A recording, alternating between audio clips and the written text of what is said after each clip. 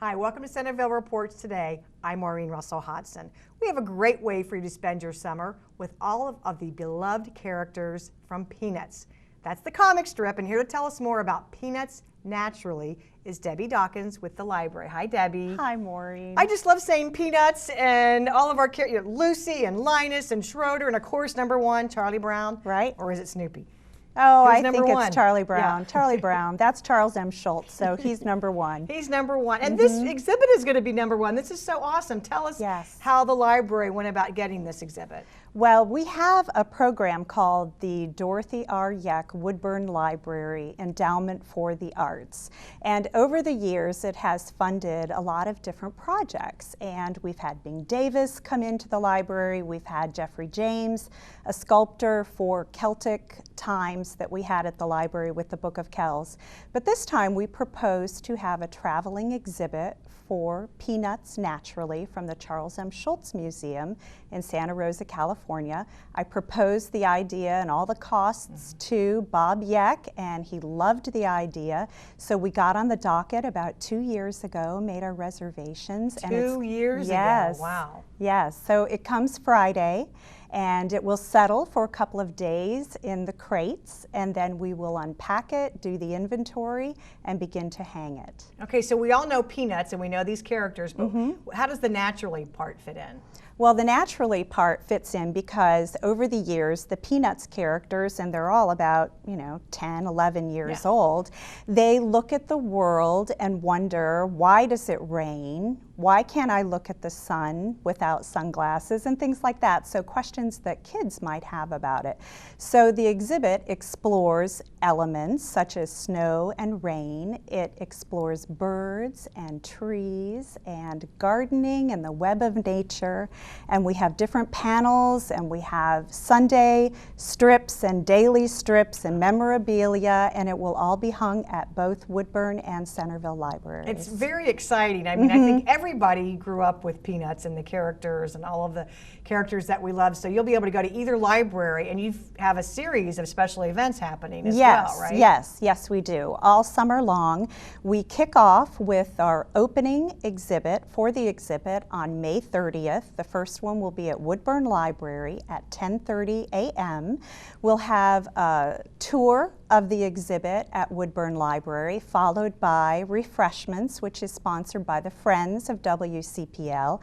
And then at noon, we will move over to Centerville Library, and we will have a short tour of that, and we will have refreshments.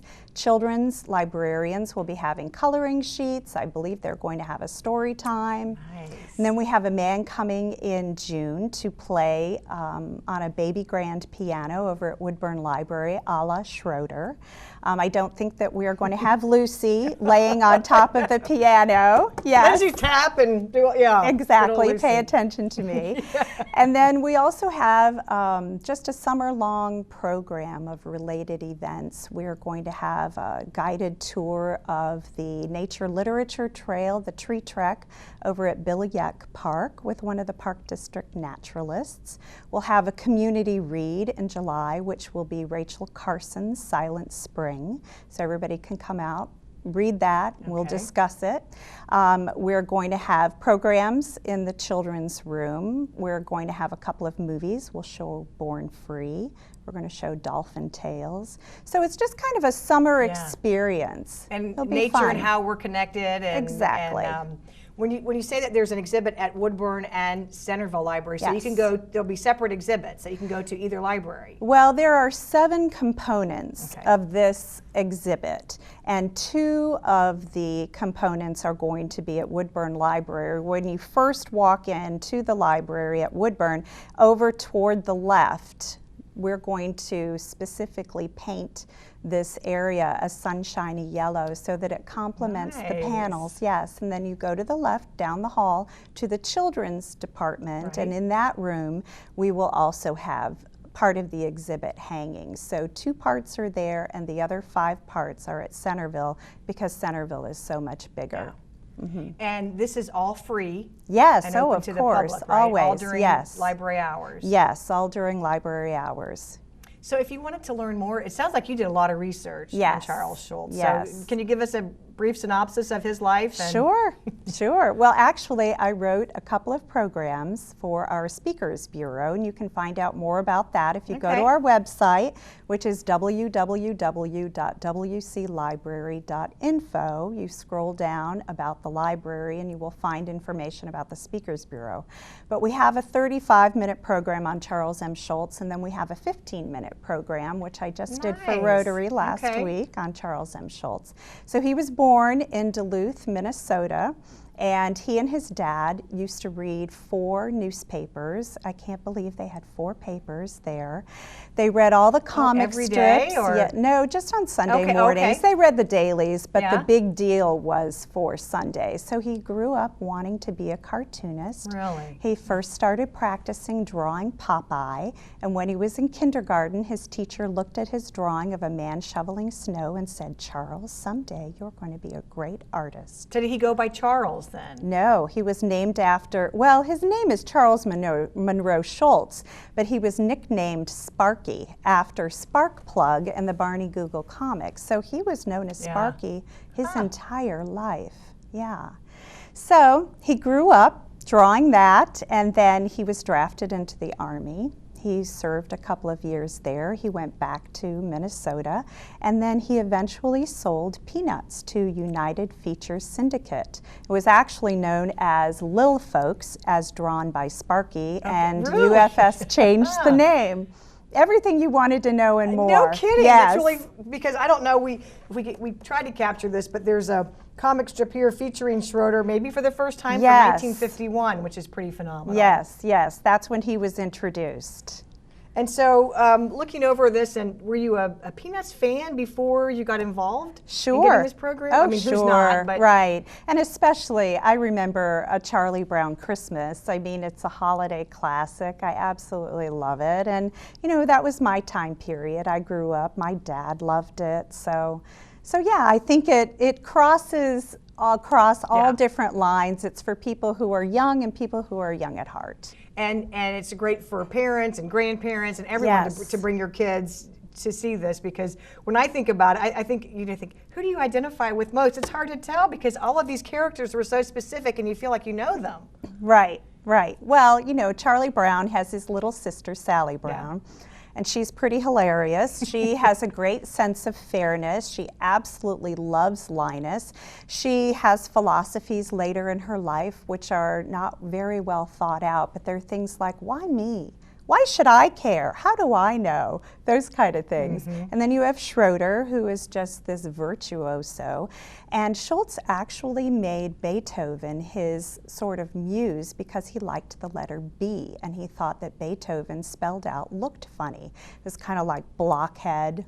Yeah, Charlie Brown. So, and actually most of Charles Schulz's characters are named for his friends. Charlie Brown was an actual person, a friend of his from art school. Oh, so it wasn't named for Charles Schulz? No, no, it wasn't. Okay. But that's where the name is where the similarities end, because Charles Schulz felt that he had a big round head, and so everything else, you know, insecurity, the preponderance to think and procrastinate, those all came from Charles M. Schulz. Trusting Lucy that she's going to hold that football just this one more time, right? And that was something that they did when he was a kid, and all of them, he said, were tempted to pull the football away. But that is a simile for saying you get up and you try again. That's just all about life's perseverance. It sounds like it's going to be such a great exhibit, and you were saying it's going to be unpacked on Friday, so the kickoff is coming up very soon. Yes, May 30th is when the official time that's when the exhibit opening will be with the refreshments, but the exhibit will be up before then because, of course, we'll be hanging it before the library opens, and we have it mapped out in steps. We'll also have a little map so that people know what pieces are where, so our graphic artist is creating that now. And you were saying if you wanted to take part in some of these other activities, probably the website is a good place to go. Yes. But you'd shown me this event calendar, and I go to the library all the time, Debbie, and I did not know where I could find that yet. This is it. This is our calendar of events. It's available on the website, digital format, Right. but also you can pick up your own copy in the library. It's right in front. I miss it for some reason, and I think it's jam-packed with all kinds of information. It is, yes. Not only does it have the information about peanuts, but if you flip inside, you see all of our children's programming as well as our popular computer classes for adults. So that information is in there too. Our hours, all the programs that we have going on this summer are going to be in here. And you can just pick it right up. Yes. And again, this is called Peanuts Naturally. Correct. And so for you personally, I mean, you are very involved with this Yes. because you are actually going to be hanging the exhibit as Yes, well. yes, and fortunately we have our facilities manager, our community relations manager is helping, and then also we are very fortunate to have one of our reference librarians who was formerly one of the assistant curators at the Dayton Art Institute. Of course, I know. naturally. Naturally. So we got very lucky. There are 4 of us who are, you know, kind of figuring out where everything is going to go, what's going to fit, what are the spatial requirements for it. I'm excited about the interactives that are going to be in the children's room at Centerville. Neat. Yes, Okay. because the kids can put their hands in there and squeeze and the bird will make little sounds. So it's going to be Nice. neat. Yeah. So you really need to go and experience Oh, it definitely. to hear about all the variety of activities. Yes. Again, it's called Peanuts Naturally, and it kicks off at the end of May, and you can see it throughout the whole summer. August 30th is when it Okay. closes, correct. So you, yes. and so who's your favorite Peanuts character? Do you have one? Oh, I do like Lucy because she wants to, she's a novice feminist and yet she still wants to be treated like a princess. But I also really like Sally. I like Charlie Brown. I like Snoopy. Oh, it's really hard to say. Yeah, and you just wonder in his world, like you were mentioning before we started the program, the little redheaded girl, real girl. Yes. Real girl. He met her at the art instruction school where he was working after he got out of the Army, and he started to date her. Her name was Donna Mae Johnson. She worked in the accounting department, and he just absolutely fell head over heels in love with her, and they dated, and he proposed, and she was in love with someone else, so she said no. And in my program, you can see one of his earliest sketches of her, but you know, they remained friends until the end of his life. So, but you never see the little redhead girl in any of his strips. He only talks about her. You see her in the animated programs. Really? But I didn't yes. realize that. So she's never in the strip. She's never in the strip. He only talks about her. And you know, Peanuts is a lot about children and bullying because Lucy bullies Linus, her little brother, and she bullies Charlie Brown, but it's also about unrequited love. If you look to see, you know, who loves Linus? Sally loves Linus, but Linus pays her no attention unless she sits in the great pumpkin patch with him. And Lucy loves Schroeder, and he can barely tolerate her. And Charlie Brown loves the little redheaded girl. And then there's even Snoopy, who, as the World War I flying ace, talks about the French lass that he's so, you know, distraught over. You have done a lot of research on this, which I think is fascinating because Thank you. You're making me think, well, how did Peppermint Patty come about? Oh, well, Peppermint Patty came about. She was really popular because she was athletic, and she's not the brightest of girls. Chuck, that's what I always like. She called him Chuck. Chuck, she did, but she loves Charlie Brown, and she wore those little Birkenstock sandals, and she's just a cool girl. But we all love Charlie Brown, Yes. and we hope that you will come and see this exhibit. Again, it kicks off on May 30th. It goes all the way through August 30th. It's at both the Centerville Library and the Woodburn Library. There is a host of activities associated with everything Peanuts Naturally. So it sounds like it's going to be a really great exhibit. You can do all kinds of activities for folks of all ages. We didn't get to talk about how they're going to get the baby grand in the library, but that's like getting a that's not ship my inside job. a bottle, right? Exactly. For more information, you want to go to the website, which is www.wclibrary.info. Thanks for sharing all the information, Debbie. Thank you for having me, Yeah, Maureen. we'll see you next time.